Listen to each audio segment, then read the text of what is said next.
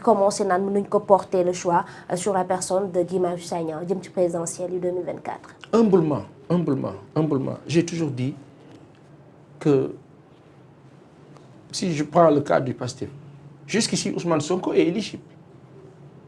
Alors, jusqu'ici là alors, borom xam-xam yi wax nañ ko. J'ai regardé Daouda Mine bërki dem à la télé mu juumul. Il l'a super bien expliqué et explicité. Daouda nous l'a nu en passant. Daouda qui fut un de nos collègues au journal Le Populaire dans les années 2000 au début. Alors, quand j'ai écouté Daouda, au-delà de yeneen professionnels du droit, je me suis conforté sur mon aise en me disant je ne me suis pas trompé. Il reste éligible.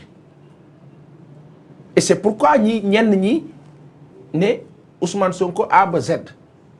Maintenant ci àdduna nag da ngay sóor aussi lu ñëwagul. Diego Armando Maradona pour man à part Pelé il reste le plus grand footballeur du monde mais dañ ko remplacer. Un jour viendra Ronaldo dañ koy remplacer Lionel Messi dañ koy remplacer. Il y a eu l'autre Ronaldo du Brésil qui était hyper ingénieux.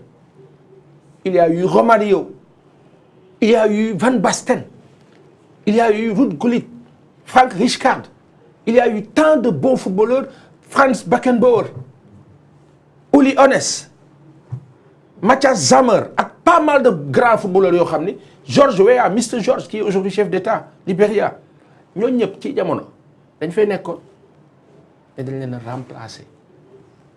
Ousmane Sonko est sujet à être remplacé demain. Mais pour le moment, il n'est pas encore à remplacer potentiellement parce qu'il est toujours éligible. Maintenant, le combat doit être quoi? Insister, persister sur son éligibilité. Parce que j'ai bien écouté Daouda Mine. Quand ta condamnation n'est pas définitive, kenn mënul la dara. Ta contumace ba ca lañ ca waxoon jàpp ak gis nañ ko gis ñu ko ak ni ko Ismaïla Madior Fall waxee.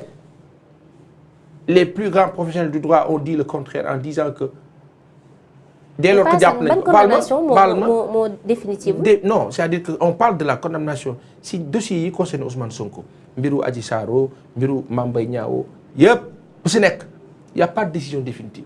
Ah bon? Amul.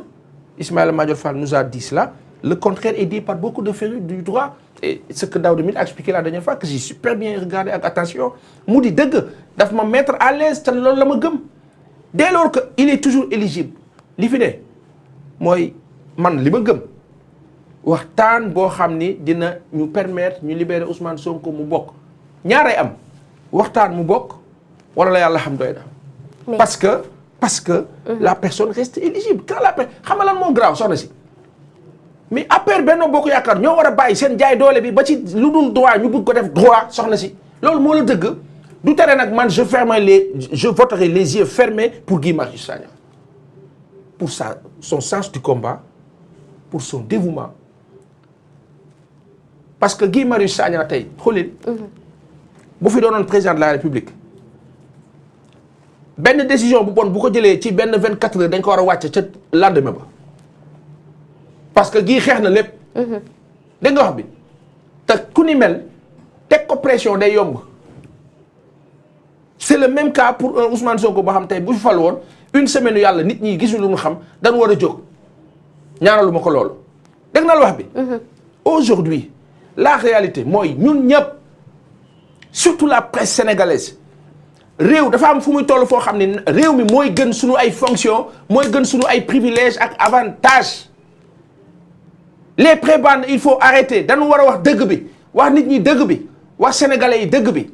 Et la presse surtout réew ki ci ëpp doole presse la tudd xam nga lu tax dañ naan way c'est le 4e pouvoir c'est faux le premier pouvoir dans un pays c'est l'information lan moo tax service de renseignement généraux am lan moo tax état bi ci la lay fonctionner info bu amul info du fonctionner les populations ont besoin d'information et cette information là si elle est biaisée si elle n'est pas sincère si elle est fausse ça s'appelle de la désinformation.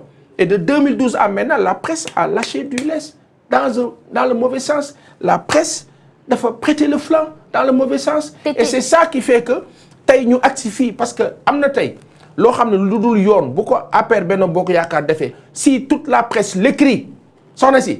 du ñu agsi fii.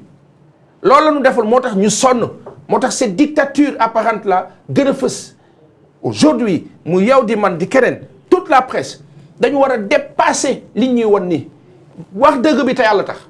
parce que dundu benn la dee benn. su boobaa tam xëy na dinañ gën a bàyyiwaat xel li nga xamante ni moom mooy liberté de la presse bàyyiwaat xel. non liberté de la presse soxna si mën nga dégg dëgg c'est la presse qui arrache sa liberté aujourd'hui da ngay bind information yow bul tooñ bul sos bul wax lu amul mais les populations sénégalaises ne sont pas contentes bind ko à la une c'est une pression positive sur cet état-là qui va se remettre en question et redresser la barre mais bu ñi yor état bi bu leen neexee bu ñu jaayee doole du mujj fenn kenn du ko wax kenn du ko bind mais dañ ciy sax. mais jaay doole bi sax c'est autre chose mais bu fekkee da ngay gis ay responsables politiques yu am seen boîte de presse gérer ko seen bopp wala koo xamante ni si ñoom la bokk gérer ko c'est comme on dit rek aujourd'hui tout le monde est journaliste et ça doit pas se passer comme ça. waaw mais loolu su amee alpha ou bêta su amee entre je me rappelle le président Sall.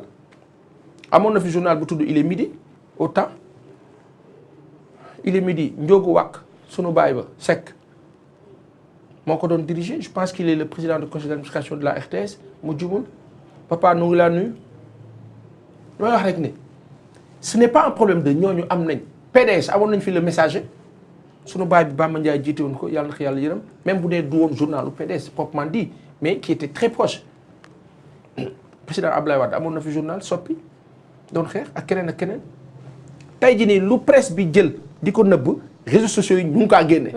sauf que réseaux sociaux yi légitimité la ñuy am au-delà mais il y a benn légalité en tout cas un semblant de légalité bu ñu nangul presse bi dite officielle.